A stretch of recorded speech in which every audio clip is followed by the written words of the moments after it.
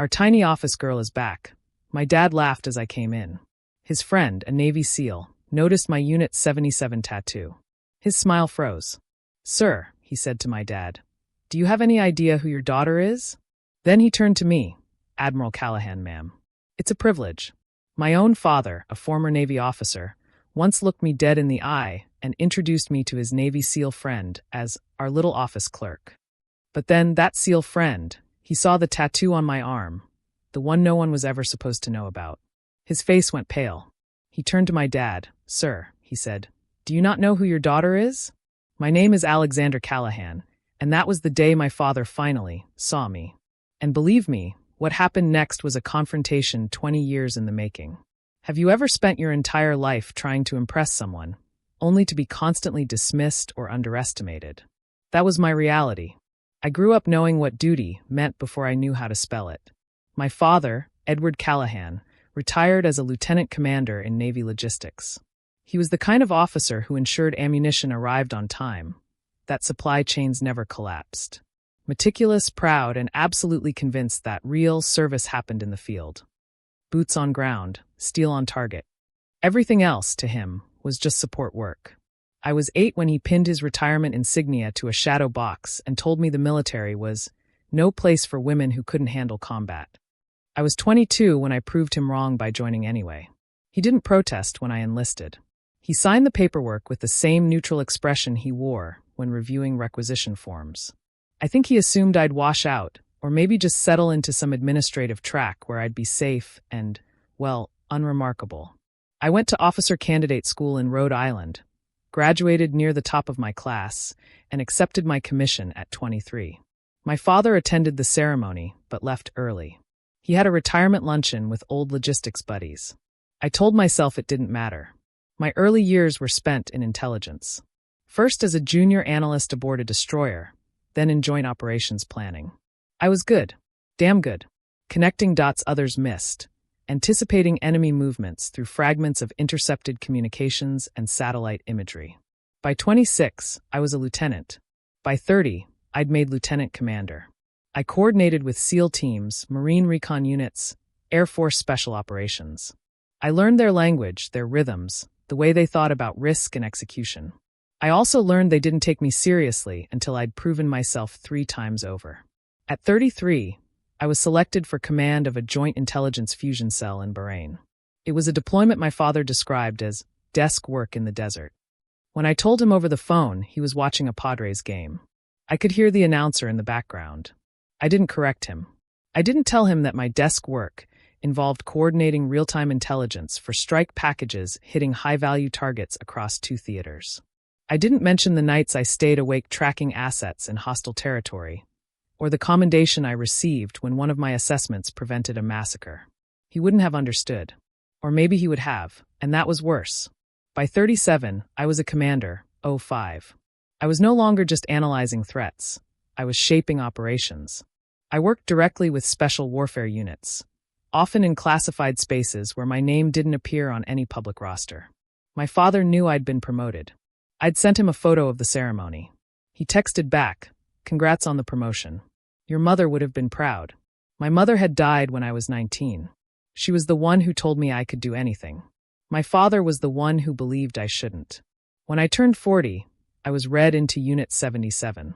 It wasn't a unit you applied for. It was a unit that found you. Officially, it didn't exist.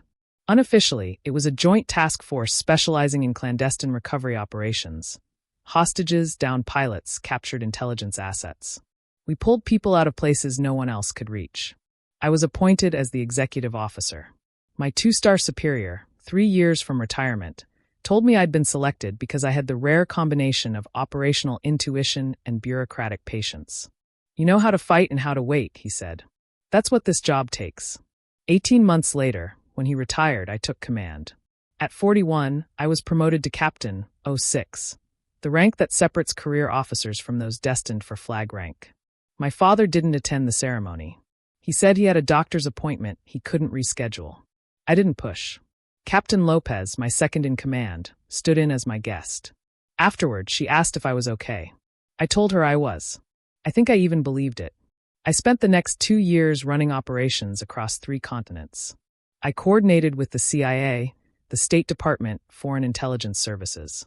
I made decisions that saved lives and decisions that cost them. I slept 4 hours a night and lived out of a secure facility in Virginia that smelled like recycled air and bad coffee. My father called twice in that span.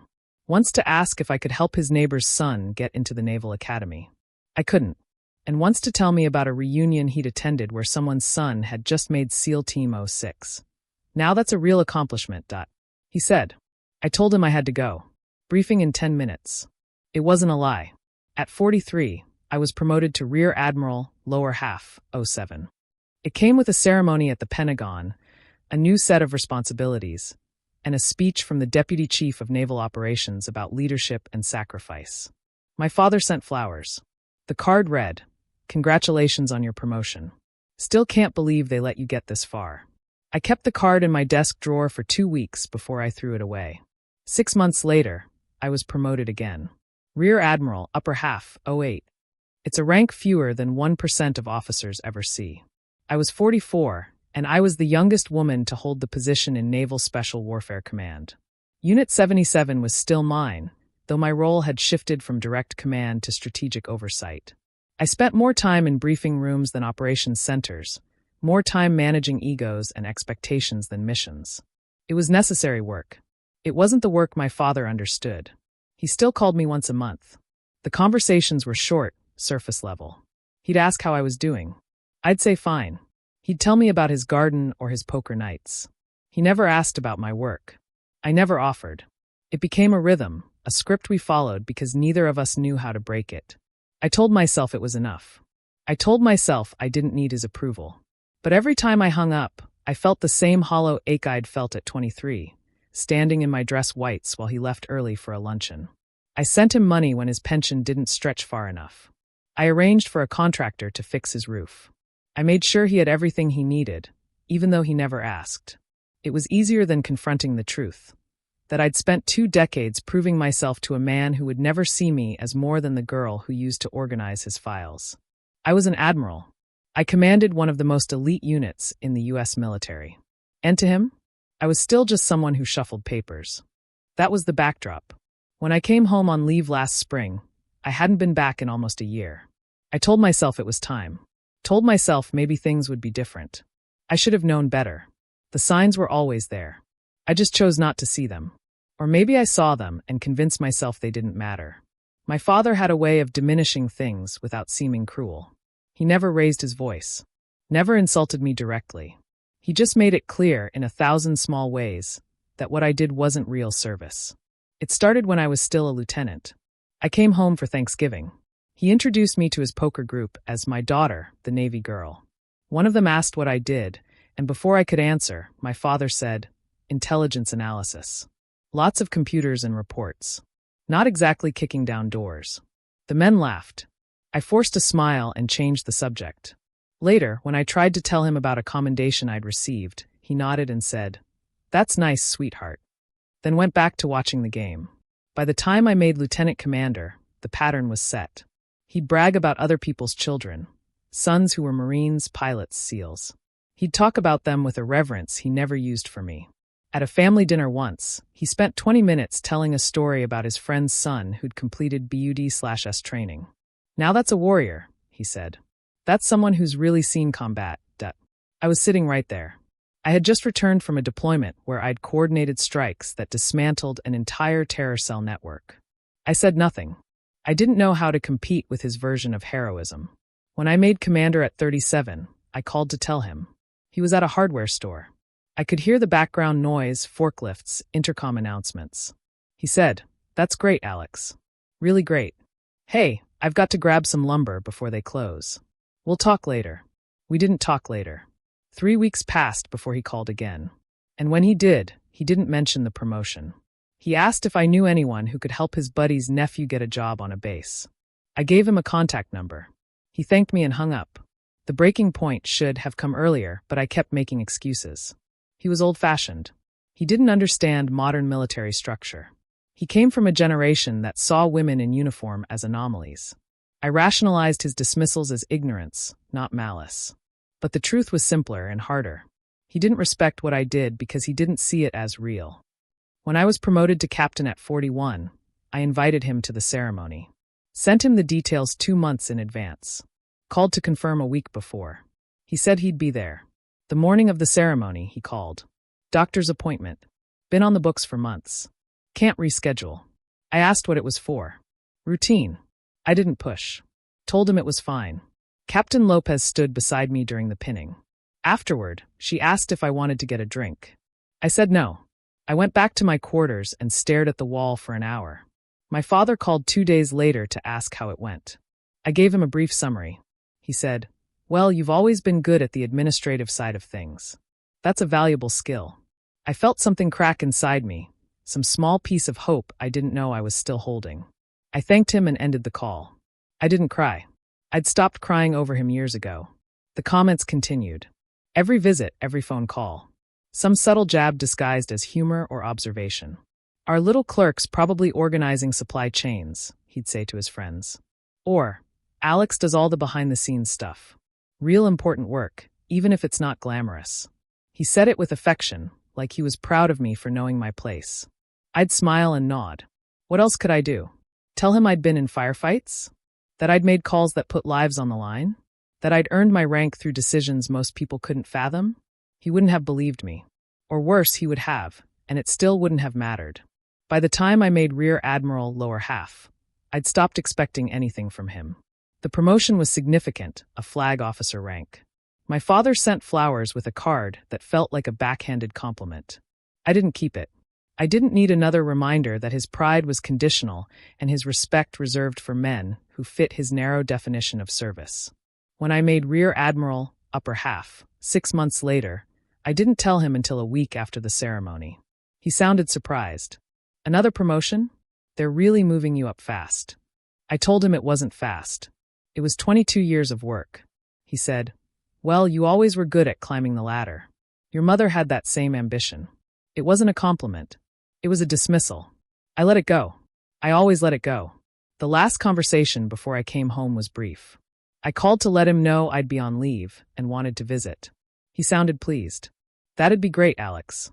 I'm having a few of the guys over for a barbecue. You should come. It'll be good to see you." I asked who'd be there. He rattled off names, old Navy buddies, a couple of guys from his logistics days, and Jacob Rains, a SEAL commander he'd stayed in touch with. "Jake's a hell of an operator," my father said. "You'll like him. Real warfighter." I said I'd be there. I hung up and stared at my phone, wondering why I kept doing this to myself. I drove 6 hours to reach my father's house. The route was familiar. Interstate 95 through Virginia, cutting west toward the Blue Ridge foothills. He'd retired 15 years ago. The house was small, a single-story ranch with a carport and a yard that needed mowing. I arrived just after 1,300 hours on a Saturday. The driveway was already crowded with trucks and a Jeep with veteran plates. I parked on the street and sat in my car for a moment, gathering myself. I was in dress whites. I'd come straight from a ceremony in D.C. and hadn't had time to change. I told myself it didn't matter. It was just a barbecue. My father was in the backyard when I walked around the side of the house. He was standing near a grill, beer in hand, talking to 3 men I didn't recognize. One of them was younger, maybe late 30s, with the build and bearing of someone who still ran 10 miles before breakfast. That had to be Rains. My father saw me first. He grinned and raised his beer. "Our little office clerk is home," he called out, loud enough for everyone to hear. The men turned. A couple of them chuckled. I forced a smile and kept walking. My father met me halfway across the yard and pulled me into a one-armed hug. "Look at you all dressed up. You come from a meeting or something." I told him I'd been at a change of command ceremony in D.C. He nodded absently, already turning back to his friends. "Guys, this is my daughter, Alex. She's in the Navy. Does all the intel paperwork and coordination. Real brain work." One of the older men shook my hand. "Logistics?" he asked. I said, "Intelligence and special operations." He nodded like he didn't know the difference. The younger man, Rains, stepped forward.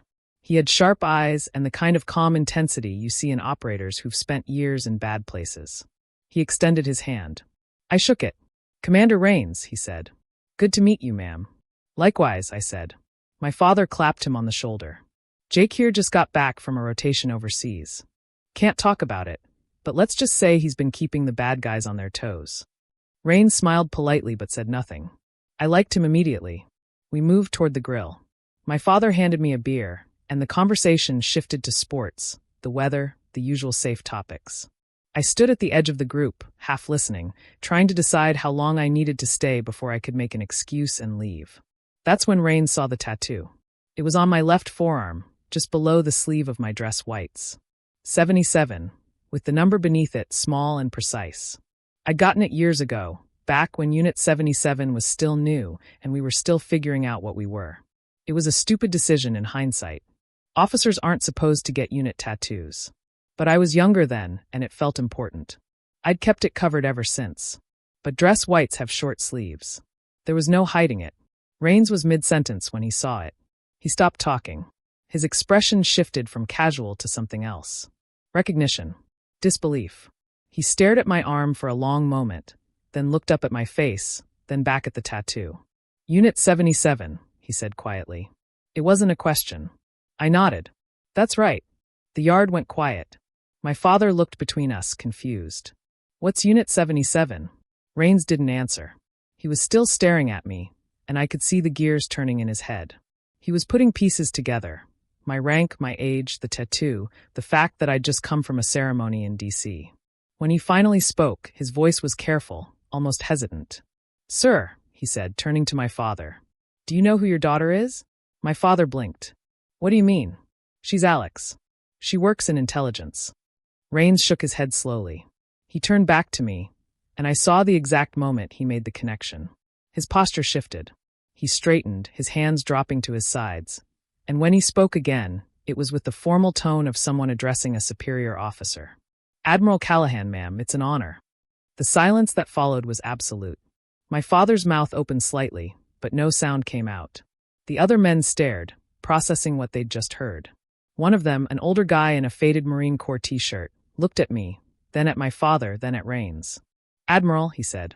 She's an admiral? Rains nodded. Rear Admiral upper half. Oh wait. She commands Unit 77. It's a joint task force for clandestine recovery operations, hostage rescue, asset extraction, high-risk intelligence missions. If you've heard about it, you shouldn't have. He looked at me again, and there was something close to awe in his expression. Ma'am, I worked with your people in Syria 2 years ago. You pulled out 6 of ours when everyone else said it was impossible. I didn't know you were. He stopped himself, shaking his head. I'm sorry. I had no idea. I didn't know what to say. I looked at my father. He was pale, his beer forgotten. He opened his mouth, closed it, opened it again. You're an admiral? He finally managed. I nodded. Since last year. He blinked. But you said you worked in intelligence. I do, I said.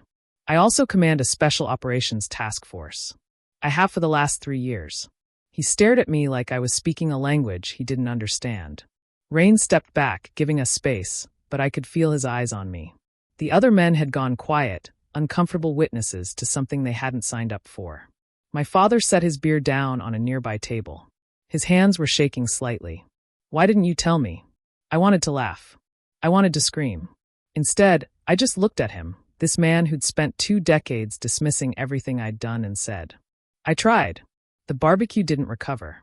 Rains and the other men made awkward excuses within the hour. They shook my hand with a deference I wasn't used to outside of official settings, offered stiff, thank yous for your service, and left.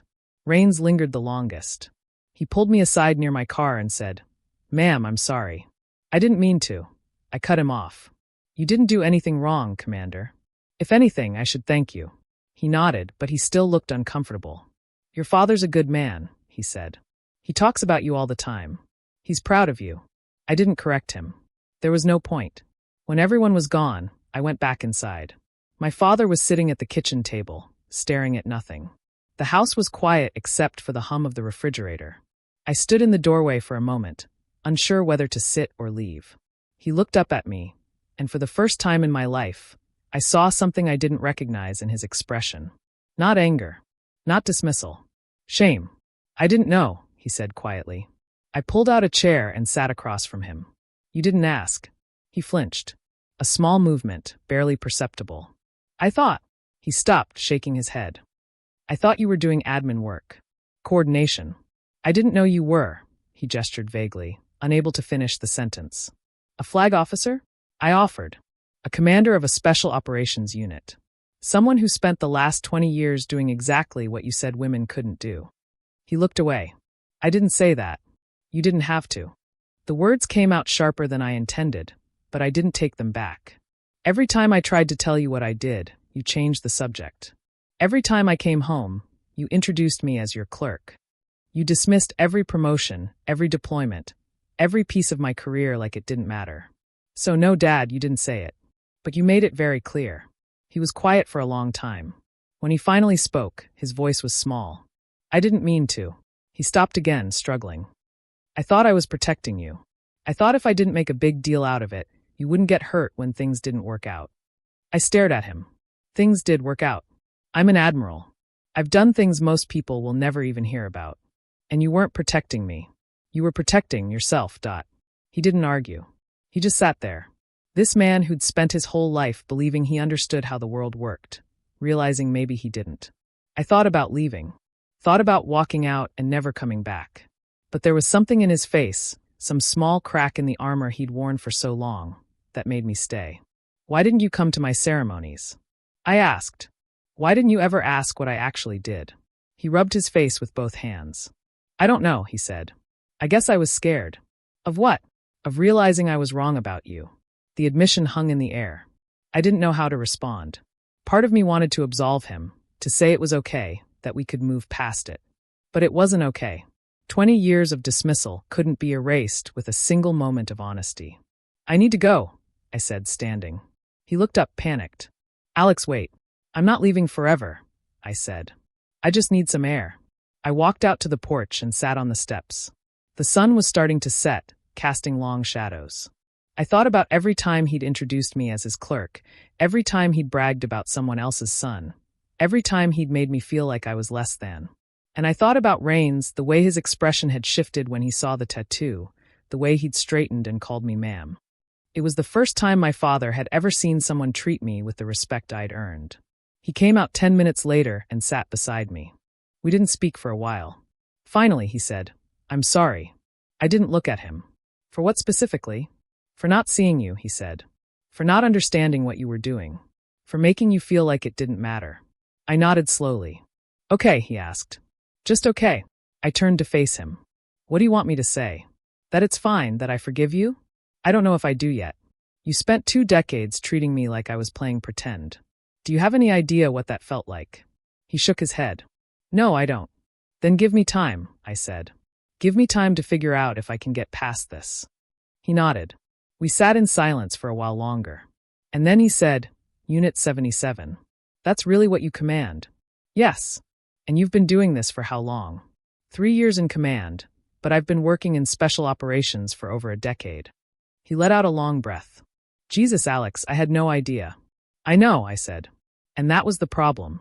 I didn't see my father for 3 months after that. We spoke on the phone twice, short, stilted conversations where neither of us knew quite what to say.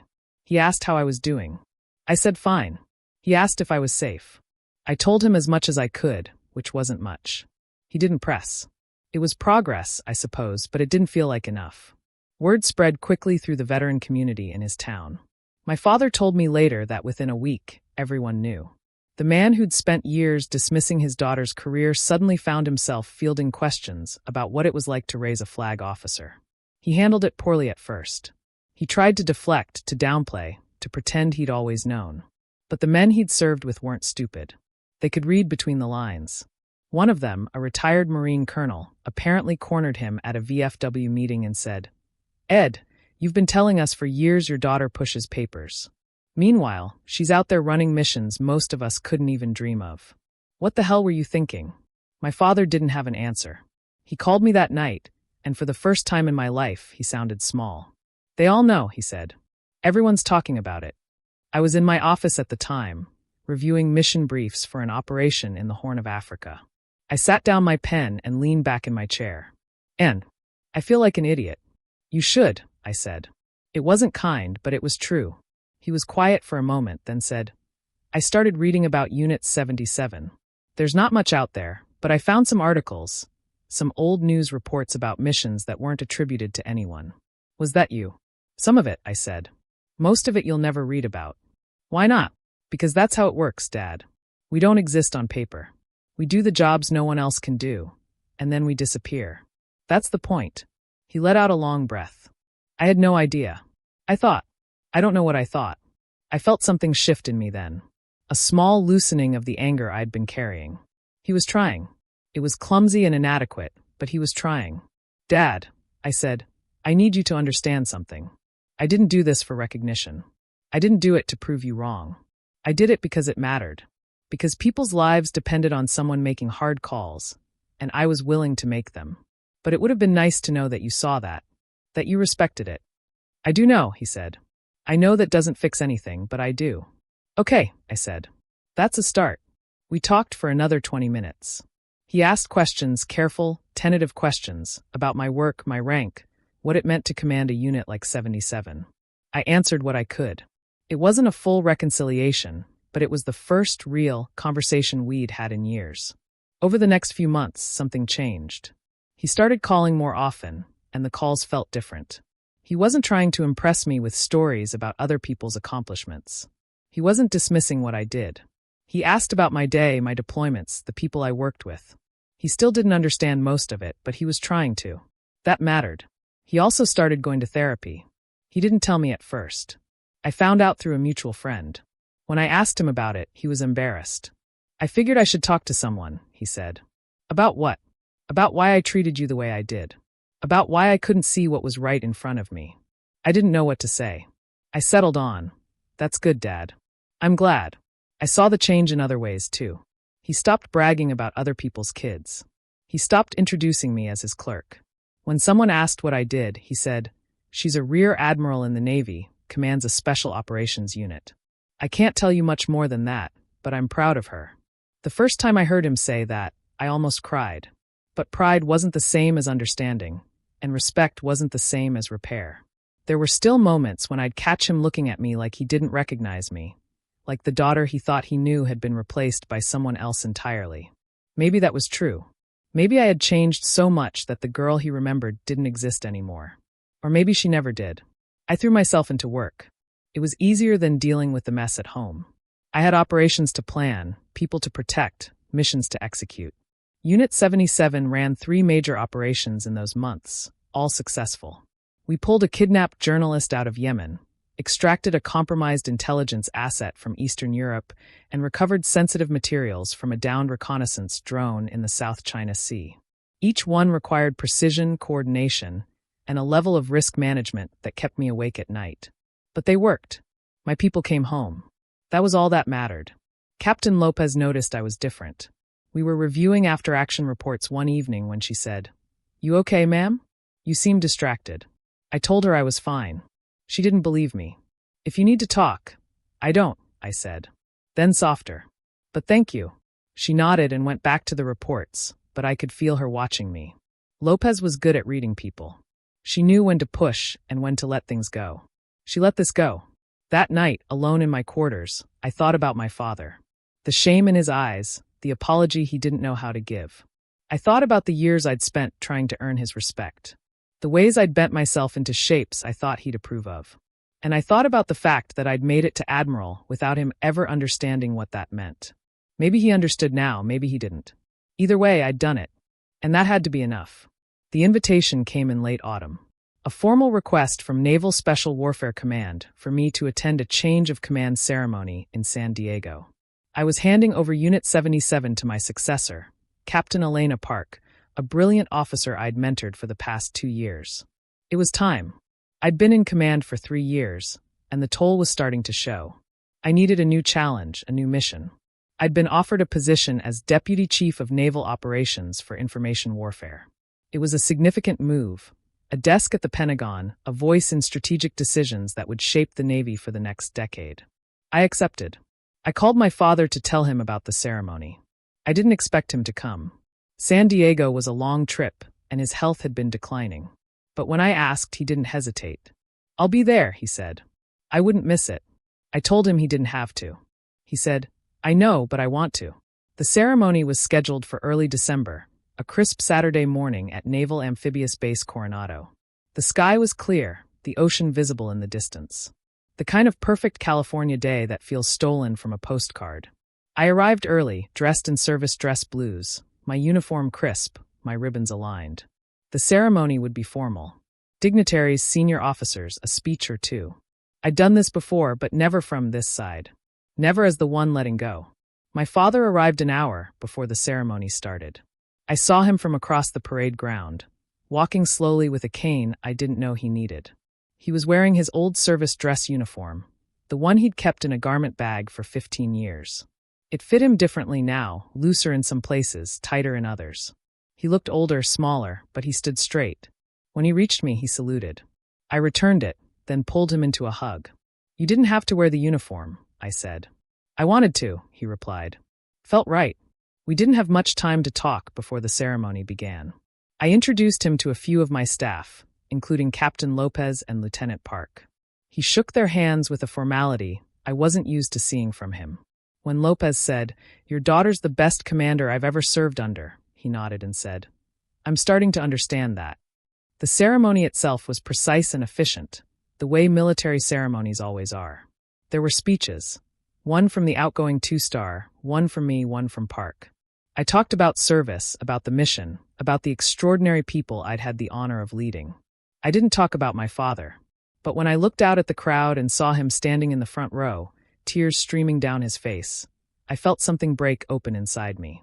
After the ceremony, after the handshakes and the photos and the obligatory small talk, my father and I found a quiet spot near the waterfront. We sat on a bench overlooking the bay, the sound of seagulls and distant boat engines filling the silence between us. He was the first to speak. I should have known Lex. It was the first time he'd called me that in years. My mother used to call me Lex. He'd stopped after she died. "Known what?" I asked. "Who you were. What you were capable of." I should have seen it. I looked out at the water. "Maybe, but you didn't." "I was scared," he said. "Of you. Of losing you. Of you going somewhere I couldn't follow." "I've been going places you couldn't follow for 20 years, Dad," I said. "That's the job." He nodded. "I know. And I made it worse by pretending I didn't see it. By acting like what you did didn't matter. I thought if I didn't take it seriously, it wouldn't be real. And if it wasn't real, you'd be safe." "But I wasn't safe," I said. "I was in danger. I've been in danger my entire career. And you never acknowledged it because you couldn't handle it." "You're right," he said. "And I'm sorry." We sat in silence for a while. Then he reached into his jacket and pulled out a small box. He handed it to me without a word. Inside was his navy ring, the one he'd worn for 30 years. "What's this?" I asked. "It's yours," he said. "I should have given it to you a long time ago." "Dad, I can't." "Yes, you can," he interrupted. "You earned it. You earned it more than I ever did." I held the ring in my hand, feeling its weight. It was scratched and worn, the gold dull from decades of wear. It smelled faintly of metal and salt air. I slipped it onto my finger. It was too big, but I didn't care. "Thank you," I said. He nodded. And for a moment, I thought we might actually be okay. Not healed. Not whole. But something close to understanding. "I just never thought they'd let someone like us lead a unit like that," he said quietly. I pulled the ring off and handed it back to him. He looked confused. "What?" "They didn't let me, Dad," I said. "I earned it. There's a difference." His face fell. He stared at the ring in his palm, then back at me. "I didn't mean. I know what you meant," I said. "And that's the problem. You still don't get it. This wasn't about luck or being let in. This was about proving myself every single day for 20 years. It was about being twice as good to get half the credit. It was about making decisions that would have broken most people, and doing it without recognition because that's what the job required." He looked down. "I'm sorry, Alex. I don't know how to do this. I don't know how to be what you need. I needed a father who believed in me," I said. "But I'll settle for one who's trying to understand." It was quiet for a long time.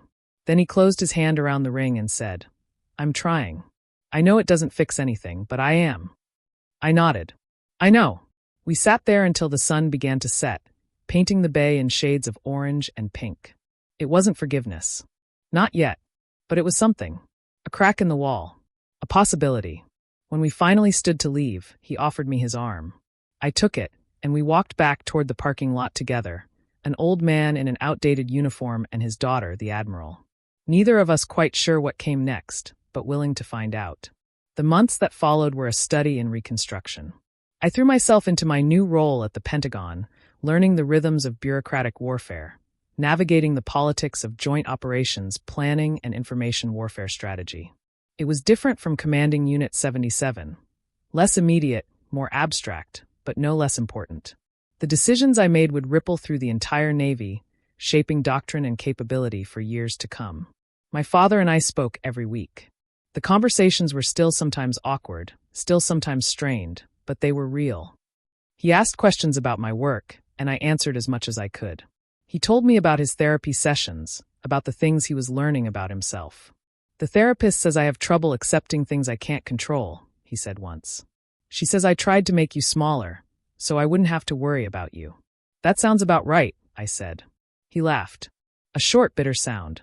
"Yeah, it does." He started reading military history, books about leadership, about women in combat, about the evolution of special operations. He'd call me with questions. "It says here that Admiral Grace Hopper invented computer programming languages," he said once. "Did you know that?" I told him I did. "She was a rear admiral," he continued. "Just like you." "I never knew that." "There have been a lot of women doing remarkable things in the military," I said. "We've just been doing it quietly. Too quietly," he said. "Someone should have told me."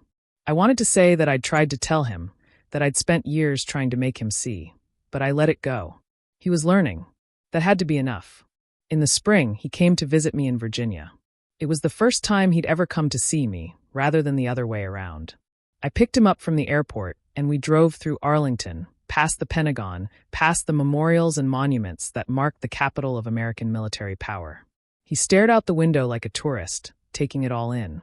"You work here," he said, more to himself than to me. "You actually work here?" "I do," I said. "What's it like?" I thought about it. Overwhelming. Frustrating. Rewarding. All of it at once. I showed him my office, a small space with a window overlooking the river, walls lined with commendations and photos from various commands. He stood in the doorway for a long moment, just looking. "This is real," he said quietly. "This is actually real." "It always was," I said. He nodded. "I know. I'm starting to understand that." We had dinner that night at a quiet restaurant in Alexandria. Over wine and pasta, he told me about his life, about the things he regretted, about the ways he wished he'd been different. "I was a good logistics officer," he said. "But I was a mediocre father. I see that now." "You weren't mediocre," I said. "You were absent. There's a difference." He flinched, but he didn't argue. "You're right. I was. And I'm sorry."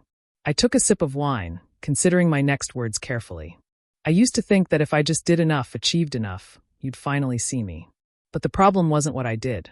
The problem was that you'd already decided who I was. And nothing I accomplished could change that. "Until Rains," he said. I nodded. "Until Rains.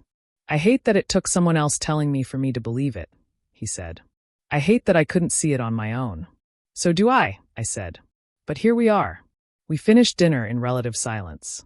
Afterward, we walked along the Potomac, the city lights reflecting off the dark water. He moved slowly, leaning on his cane, but he insisted on walking. "I need to ask you something," he said after a while. "Okay. Do you think you'll ever forgive me?" I didn't answer right away. I thought about all the years of dismissal, all the times he'd made me feel invisible. I thought about the girl I'd been, desperate for his approval, and the woman I'd become, who'd learned to live without it. "I don't know," I said finally. "Maybe, but forgiveness isn't going to erase what happened. It's not going to give me back the years I spent trying to be enough for you." "I know," he said. "I just needed to hear you say it." We walked in silence for a while longer. Then he said, "For what it's worth, you were always enough." I was just too stupid to see it. It wasn't absolution, but it was honest. And honesty, I was learning, was its own form of repair. My father's health declined over the next year. It started with small things: shortness of breath, fatigue, a persistent cough he kept dismissing as allergies. By summer, the doctors had a diagnosis: congestive heart failure, complicated by decades of untreated hypertension. They gave him 2 years, maybe 3 if he was lucky and followed their orders. He wasn't good at following orders. I flew home as often as I could, juggling Pentagon briefings with hospital visits, secure phone calls with bedside conversations. He hated that I was there, hated that I was seeing him weak. "You've got more important things to do than babysit an old man," he'd say. I'd tell him there was nothing more important, and he'd shake his head like he didn't believe me. But he'd also talk more openly than he ever had before, about my mother, about his own father, about the ways generational trauma gets passed down like heirlooms no one wants but everyone keeps. "My dad never told me he was proud of me either," he said once. "I swore I'd be different with my kids, and then I just repeated the same mistakes." "You didn't have to," I said. "I know, but it's easier to repeat what you know than to build something new." He looked at me, his eyes clearer than they'd been in days. "You built something new. You broke the pattern." "I had to," I said. "There wasn't another option." He smiled weakly. "You always were stubborn. You got that from your mother." In the fall, I brought Lieutenant Park to meet him. She'd taken command of Unit 77 with the same precision and dedication I'd hoped for.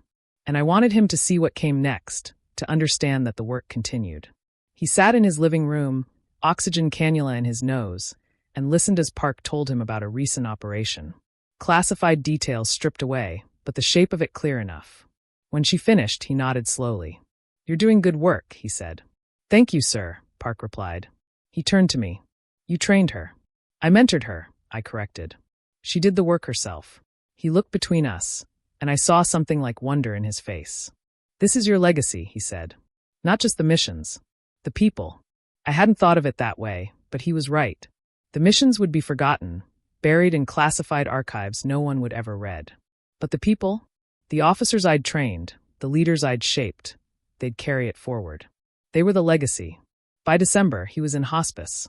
I took emergency leave and moved into his house, sleeping on the couch, managing his care, fielding calls from distant relatives who suddenly wanted to reconnect. Captain Lopez handled my responsibilities at the Pentagon without complaint. "Take the time you need, ma'am," she said. "We've got this." My father drifted in and out of consciousness those final weeks. Sometimes he'd wake and know exactly where he was, who I was. Other times, he'd call me by my mother's name, or ask when he had to report for duty. I'd hold his hand and tell him he was home, that he was safe, that everything was taken care of. 3 days before he died, he had a moment of clarity. He called me over to his bed, his voice barely a whisper. "Lex, I'm here, Dad. I need to tell you something." "Okay." I was wrong about everything. About you. About what mattered. About what makes someone a warrior. You were braver than any of us. You walked into rooms where no one wanted you and made them give you a seat at the table. That's courage. That's real strength. I felt tears burning in my eyes. "Thank you for saying that." "I should have said it 20 years ago," he said. "I'm sorry I didn't." "I know," I said. "I forgive you." He closed his eyes, and I thought he drifted off again. But then he squeezed my hand and said, "Your mother would be so proud of you." "I am too. I hope you know that." "I do know," I said. He died 2 days later, on a Tuesday morning, just after dawn. I was sitting beside him, reading a book, when his breathing changed. I set the book down and took his hand, and I stayed there until the end. It was quiet. It was peaceful. It was nothing like the way he lived. And maybe that was a mercy. We buried him with full military honors at Arlington National Cemetery. It took some work. He hadn't served long enough to automatically qualify, and his rank wasn't high enough to guarantee a spot. But I made some calls, pulled some strings, and got him in. He would have hated that I used my position to arrange it. He also would have been secretly pleased. The funeral was small. A handful of his old Navy friends, some neighbors, a few distant relatives. Captain Lopez came, and Lieutenant Park and Commander Rains, who'd stayed in touch after that barbecue. The Navy provided an honor guard, young sailors in dress blues, who folded the flag with mechanical precision and handed it to me with rehearsed words of gratitude for his service. I held the flag in my lap during the chaplain's remarks, feeling its weight, thinking about what it represented. Not just my father's service, but mine. Not just his legacy, but the one I was still building. When the honor guard fired the rifle salute, I didn't flinch. I'd heard worse sounds in worse places. After the service, people approached me to offer condolences. They told me he was a good man, a dedicated officer, a loyal friend. They told me he'd talked about me constantly in his final year, that he'd been so proud. I thanked them and smiled and played the part of the grieving daughter. And I was grieving, but not just for the man who died. I was grieving for the relationship we never had, for the years we'd wasted, for the understanding that came too late. Rains was the last to approach. He stood at attention and said, "Admiral, I'm sorry for your loss." "Thank you, Commander." He hesitated, then said, "If it helps," he changed. After that day at the barbecue, he really changed. He spent the last year trying to understand who you were. "That's worth something." "It is," I said. "But it doesn't erase the 20 years before it." "No," Rains agreed. "But it counts for something." I nodded. He saluted, and I returned it. And then he walked away, leaving me alone with the flag and the silence. I returned to work a week after the funeral. There was a backlog of decisions waiting, briefings to attend, meetings to chair. I dove in with the focus that had defined my career, channeling grief into productivity the way I always had. Captain Lopez noticed, of course. "Ma'am, if you need more time." "I don't," I said. "Work is what I need right now." She didn't push, but she watched me carefully, the way a good executive officer does. And maybe she was right to worry. I was working 14-hour days, sleeping 5 hours a night, avoiding anything that required me to sit still and feel. It was unsustainable. But sustainable wasn't the point. Surviving was. 2 weeks after the funeral, a package arrived at my office. No return address, just my name and rank in my father's handwriting. Inside was his Navy ring, the one he tried to give me at the change of command ceremony. And beneath it, a note on yellowed paper. The ink slightly smudged. "Lex, if you're reading this, I'm gone. I'm sorry I couldn't give this to you in person, but you gave it back last time, and I understood why. I didn't earn the right to pass it to you, but I want you to have it anyway. Not because of what I did, but because of what you've done. You didn't just meet the standard. You became the standard. I wish I'd told you that more. I wish I'd seen it sooner. But I see it now. You're not my little clerk. You never were. You're Admiral Alexander Callahan, and you're everything I should have been. Carry this if you want. Leave it in a drawer if you don't. Either way, know that I finally understood who you were. And I was an admiral. Dad." I read the note 3 times. Then I slipped the ring onto my finger. It was still too big, but I didn't care. I wore it for the rest of the day, feeling its weight, its history, the complicated legacy it represented. When Captain Lopez noticed, she didn't say anything. She just nodded. A small gesture of understanding. That night, alone in my quarters, I thought about my father, about the man he'd been, and the man he'd tried to become. About the ways we'd hurt each other, and the small grace of his final year. He'd spent 2 decades dismissing me, and 1 year trying to make up for it. It wasn't enough. It would never be enough. But it was something. I thought about my mother, too. The woman who'd believed in me from the beginning, who told me I could do anything. I wished she'd lived to see what I'd become. I wished she'd been there for the promotions, the ceremonies, the moments that mattered. But maybe she had been, in some way I couldn't measure or prove. And I thought about the younger officers I'd mentored, Park, and the dozens of others who'd passed through my commands over the years. Women who'd faced the same quiet dismissals, the same subtle undermining, the same impossible standards. I'd tried to give them what I never had. Someone who saw them, who believed them, who cleared the path so they didn't have to fight every battle I'd fought. That was the real work. Not the operations or the missions or the classified briefings. The real work was making sure the next generation didn't have to prove themselves the way I had. The real work was changing the culture. One conversation, one decision, one promotion at a time. I pulled out my phone and called Lieutenant Park. She answered on the second ring. "Admiral, is everything okay?" "Everything's fine," I said. "I just wanted to check in. How's command treating you?" "It's good, ma'am. Challenging, but good." "That's how it should be," I said. "Elena, I need you to remember something." "Yes, ma'am." "You belong there. You earned that command through years of hard work and dedication. Don't let anyone make you doubt that. Not your peers, not your superiors, not anyone." There was a pause. Then quietly, "Did someone make you doubt it, ma'am?" "For a long time," I said. "Too long. Don't make my mistake." "I won't," she said. "I promise." "Good. Carry on, Lieutenant." "Aye, ma'am." I hung up and sat in the silence of my quarters, feeling something like peace settle over me. My father had introduced me wrong once. He'd called me his little clerk, dismissed my achievements, refused to see who I'd become. But in the end, he'd seen it. In the end, he'd known. And maybe that was enough. Not forgiveness, not absolution, but acknowledgement. The recognition that I'd done something worthy, something that mattered. I'd served quietly for 20 years, and then someone had finally noticed. Not because I demanded it, but because the truth had a way of revealing itself. I looked down at my father's ring, still too big on my finger, and thought about the note he'd left. "You're everything I should have been," he'd written. But he was wrong about that. I wasn't what he should have been. I was what I'd chosen to become. And that distinction mattered. 5 years later, I stood in the same Pentagon office, now a 3-star admiral, serving as Deputy Chief of Naval Operations. The responsibilities had grown. The decisions had become weightier. But the core of the work remained the same: protecting people, enabling missions, shaping the future of naval warfare. I was 50 now, with more gray in my hair and more lines around my eyes. But I was still here, still serving, still fighting for the things that mattered. Commander Park commanded her own battle group. She'd exceeded every expectation I'd had for her. We spoke regularly, and every conversation reminded me why I'd chosen this path.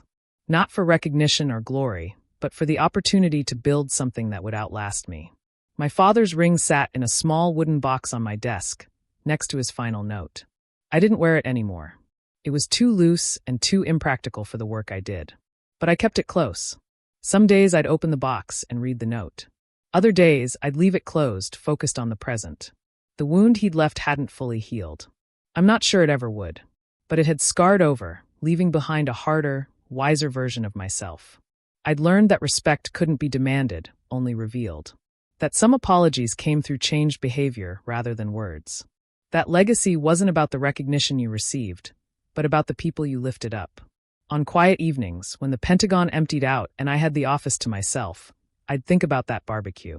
About my father's joke, "Our little office clerk is home," and Commander Rain's response. About the look on my father's face when he realized he'd been wrong. It should have felt like vindication. Instead, it had felt like grief. But grief wasn't the end of the story. The end was what came after. The slow rebuilding. The tentative reconciliation. The grace of his final year. He'd spent 2 decades getting it wrong, and 1 year trying to make it right. It hadn't erased the hurt, but it had transformed it into something bearable, something I could carry. I kept his Navy ring as a reminder, not of him, but of the choice I'd made. The choice to serve anyway, to excel anyway, to build a career worth having, even when no one was watching. I'd done it for myself, not for him. But in the end, he'd seen it. And that had mattered more than I'd expected. Now, standing at my office window overlooking the Potomac, I thought about what I'd tell my younger self if I could. I'd tell her that the validation would come eventually, but not in the way she expected. I'd tell her that she'd spend years proving herself to someone who couldn't see her, and that it would hurt, but it wouldn't break her. I'd tell her that she'd make admiral, that she'd command elite units, that she'd shape the future of naval warfare. And I'd tell her that none of it would mean as much as the moment when her father finally called her by her rank. He'd introduced me wrong once, but in the end, he knew exactly who I was. And maybe after everything, that was enough. 1 year later, I was sitting in a congressional hearing room, testifying about the future of special operations integration. The questions were pointed, the atmosphere tense. And somewhere in the back of my mind, I kept thinking my father would have been terrified by this. Not because of the stakes, he'd understood pressure, but because he never would have imagined his daughter in this chair, speaking with authority about national security strategy to people who held the nation's purse strings. The hearing wrapped at 1,600 hours. I had 30 minutes before my next meeting. So, I ducked into a quiet corridor and checked my phone. There was a message from Commander Park. "Ma'am, something you should see." Below it was a link to a military blog post titled "The Invisible Admirals: Women Who Shaped Modern Naval Warfare." I clicked it. My name was there alongside a dozen others. The article was well-researched, citing operations that had been recently declassified, missions I'd almost forgotten about. It mentioned Unit 77 by name. Apparently, some of our work had finally been cleared for public discussion. The comment section was predictably mixed. Half the responses were supportive. The other half questioned whether women belonged in combat leadership at all. I closed the browser. Some battles never ended. They just changed shape. That evening, I drove out to Arlington. I hadn't been back since the funeral, and I wasn't sure why I was going now. Maybe because the hearing had drained me. Maybe because seeing my name in print alongside special operations and classified missions made me think about how long it had taken for anyone to notice. Maybe because I was tired of carrying the weight alone. The cemetery was nearly empty at this hour. I found my father's grave easily. Section 60, row C. A simple white headstone with his name, rank, and dates of service. Someone had left a small American flag in the ground beside it. Probably one of his old Navy buddies who still made the trip. I stood there for a long time, hands in my coat pockets, watching the sun set over the rows of white markers. I testified before Congress today, I said finally, about special operations reform. They asked hard questions. I gave harder answers. I paused. You would have been proud or terrified. Maybe both. The wind picked up, cold and sharp. I pulled my coat tighter. I'm wearing 3 stars now. They promoted me last month. Vice Admiral. I'm one of the youngest women to ever hold the rank. I looked down at the headstone. I thought about calling you. Then I remembered you're not there to answer anymore. A groundskeeper drove past on a small utility vehicle, nodded respectfully, and continued on. I waited until he was out of sight. I still get angry sometimes, I said. When I think about all those years you didn't see me. When I remember introducing myself at functions and having men assume I was someone's wife, not someone's commander. When I think about how hard I had to work just to be taken half as seriously as my male peers. I crouched down, brushed some leaves off the headstone. But I also remember that last year. The way you tried. It wasn't enough, but it was something. I stood back up. Commander Rains called me last week. He's retiring, moving to Colorado. He told me that barbecue changed his life. Made him look at his own daughter differently. Made him realize he'd been making the same mistakes you did. He thanked me. I laughed, short and bitter. I didn't know what to say. I wasn't trying to teach anyone a lesson that day. I was just trying to survive a family dinner. A jet passed overhead, likely heading to Reagan National.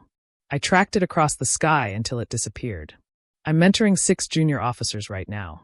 All women, all brilliant, all fighting battles they shouldn't have to fight. I'm trying to make it easier for them.